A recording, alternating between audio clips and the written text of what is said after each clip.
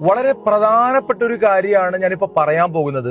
ഈ വീഡിയോ നിങ്ങളുടെ എല്ലാ ഫാമിലി ഗ്രൂപ്പിലേക്കും, ഫ്രണ്ട്സിന്റെ ഗ്രൂപ്പിലേക്കും, നാട്ടിലെ ഗ്രൂപ്പിലേക്കും ഒക്കെ ഷെയർ ചെയ്ത് കൊടുക്കണം. കഴിഞ്ഞ ദിവസം ഒരു സുഹൃത്ത് എന്നോട് ഒന്ന് പറഞ്ഞു, കഴിഞ്ഞ 1.5 വർഷത്തോളം ഗൾഫിൽ പണിയെടുത്ത സമ്പാദ്യം ഒരു കൂട്ടി നാട്ടിൽ ചെന്നപ്പോ മഹറായി സ്വർണം വാങ്ങാൻ പോലും തികഞ്ഞില്ല പോലും. എനിക്ക് ചിരിയും ഒരൽപ്പം സങ്കടവുമാണ് വന്നത്. ആരാണ് സ്വർണം മാത്രമാണ് മഹർ എന്ന് നമ്മുടെ സമൂഹത്തെ പറഞ്ഞു പറ്റിച്ചത്? സെഞ്ചുറിയിലേക്ക്, 1 ലക്ഷത്തിലേക്ക് എത്തി നിൽക്കുന്ന സ്വർണ്ണവില കയറുമ്പോ പോലും നമുക്കൊന്ന് മാറി ചിന്തിക്കാൻ പറ്റിയില്ലെങ്കിൽ പിന്നെ എപ്പോഴാണ് നമ്മൾ ചിന്തിക്കുക?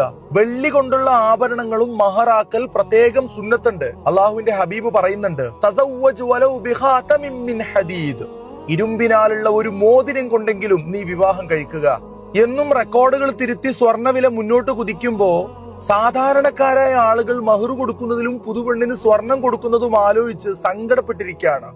അതിന് പരിഹാരങ്ങൾ ഉണ്ടെന്നതാണ് സത്യം.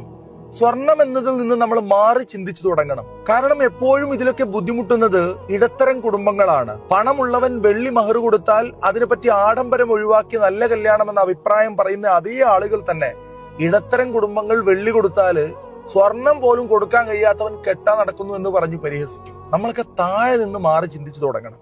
ഇനിയും മാറ്റി ചിന്തിച്ചു തുടങ്ങിയില്ലെങ്കിൽ കനത്ത വില കൊടുക്കേണ്ടി വരും.